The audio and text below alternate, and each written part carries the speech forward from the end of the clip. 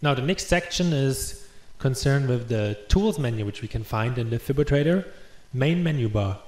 So let's go from top to bottom and see what modules we have available here.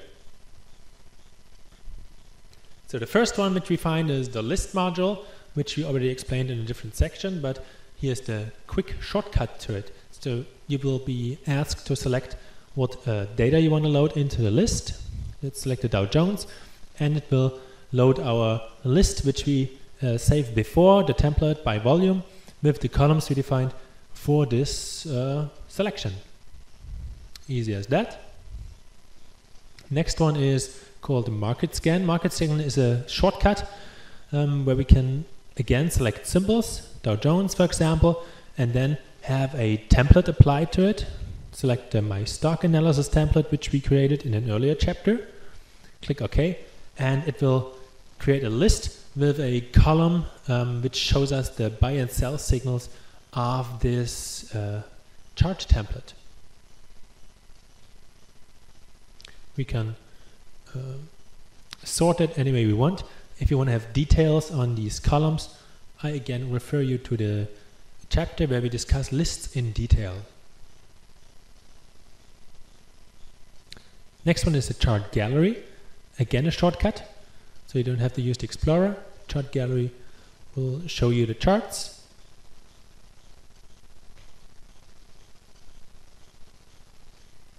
There we go. We have 4 pages and we can browse through them just like that. Again, there was a separate chapter on chart gallery. And then we have chart ranking. Now chart ranking is something different. Chart ranking was not discussed before, and it's something which will do a ranking on a daily basis. So let's see what we can do. So let's go to the preferences and select a symbol first. So we select the Dow Jones. Then we select a chart template. So in our case, let's again select the my stock analysis. Or maybe we select something else. We need something with a volume maybe in the bottom. Or the RSI. So let's select something with RSI, and then we can rank our symbols by a criteria which we define here, and we want to use the relative strength as a criteria, and the data row is typically number 1 because it will take data row number 1 from the symbol strength. But imagine we had a price in here or something, then we can have access to the open, high, low, close or volume through the other data rows.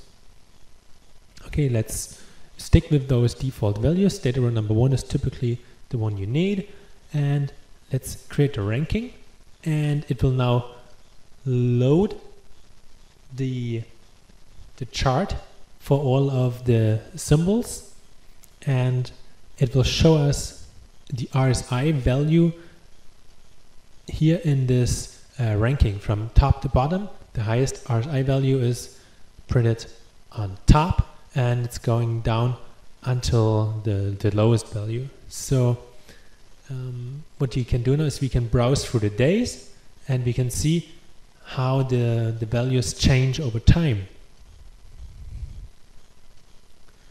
So the RSI is just a very simple ranking value. We can have any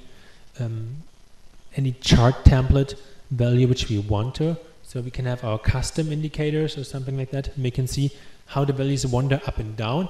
And what this was actually intended to was to have charts on the wall, so you can easily print this.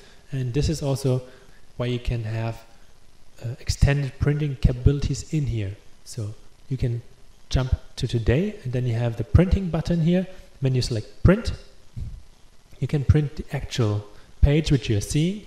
And if you go to chart ranking, you can have a mass export. And the mass export is actually the selection from which date until which date you want to have one print per page per date. And you can select the increment, so you can have weekly prints of the ranking, and either to printer or to files, and then the system will export those images for you.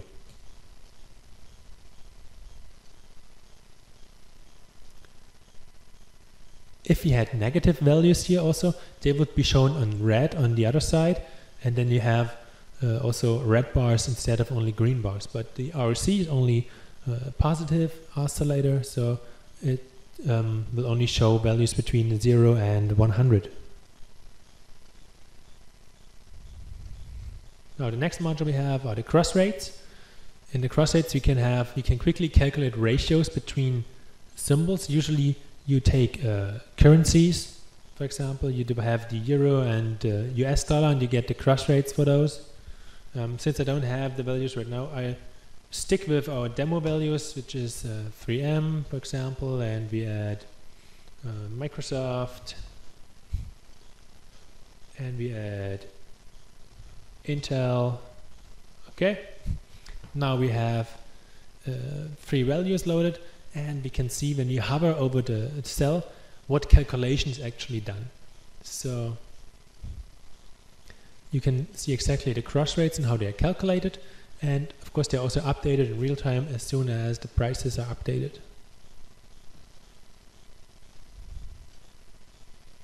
Then there's a module for the periodic execution of certain actions.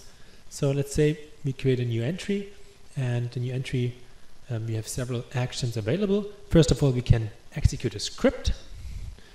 We could optimize a database. We can have a backup performed. We can execute a filter, a test filter, for example.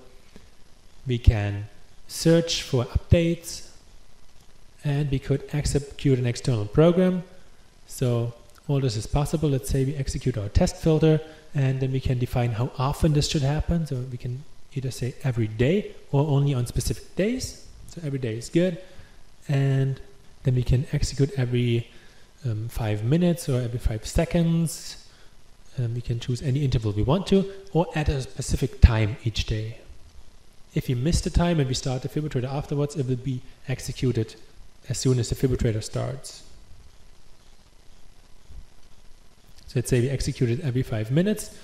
Our test filter, we click OK, and then we have the summary here in the periodic execution. We can have additional actions. We can activate and deactivate them here. We can see when the next execution is actually scheduled. So this is in 5 minutes now. And if you want to force the execution, we can click the execute button, execute, filter monitor started. We can see it's running, finished, and the next execution is 5 minutes later from now. Let's delete this again. Yes. And continue with the next module.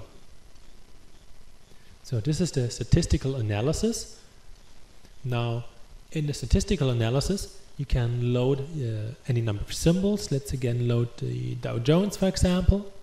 Click OK. Then we can define what compression we want to load.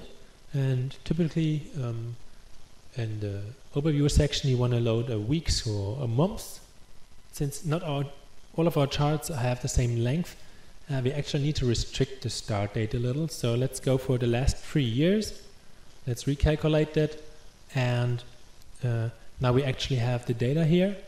And what we can see is 161 data points were loaded from this chart period. We see all of them here. We see an average profit per day. We see the standard deviation, and we see the histogram of the profits, how they are distributed. So this stock has a big volatility, then there are stocks with much smaller volatility, and so on. You can also add and remove columns here again. You can have median values, average values in addition. And what you can also do is you can have a correlation analysis. So if you go to correlation, let me maximize this window right now. So if you go to correlation, we see all the values plotted on horizontal and vertical lines here, and you will see how similar the movements of 2 of those values are. So of course, when we start with 3M, the 3M, they behave the same because it's the same stock. Now 3M compared to Alcoa means in a broader meaning, we can say in 64% of the cases, stock movements went into the same direction. So when 3M increased, also Alcoa had an increase. And we will see there's a highlight because one value is printed in bold. This is the highest value, which is printed in bold.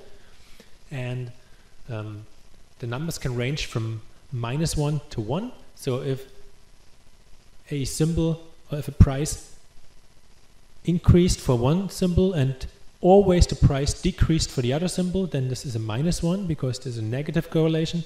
And if in the example of ExxonMobil and Chevron, which are two oil companies, they are closely related, they are in the same business area, and so if one of them has profits, then the other one also profits. What you can deduct from this is, if you have a portfolio where you want to distribute the risk, then it doesn't make really sense to buy both Exxon and Chevron because they basically have the same movements. So if you want to distribute your risk, look for a symbol which is not so much correlated, so that you have actually different pillars of risk inside of your portfolio. So this is a lot of portfolio thinking behind this correlation matrix, and you can find a lot of literature for this. And the Fibotrader will simply display you the correlation values and help you to really identify where bigger correlations are occurring. So the highest value is printed in bold, and also the lowest value is printed in bold. So all of the Dow Jones values have some amount of correlation. There are other indices where this is not the case. So let's close this one and continue with the next one. We have the news analysis. So this is currently a news reader, and as you've seen in the quotement section, which we had before, we created one news entry so far, and this was for 3M, and it will be displayed here, and you can see it, and you can search the local database. You can, if your data vendor supports it, browse the automatic news which the data vendor sends to you and do analysis here. You have search phrases. This is also dependent on the data vendor, what restrictions you can apply, and you can also limit your search to specific symbols or catalogs.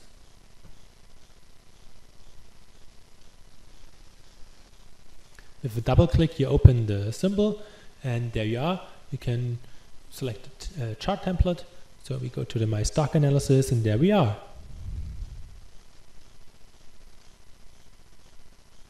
We will skip the script development for now, since there's a separate section on this, and go to the user-defined commands, which is basically exactly the same as in the quotement.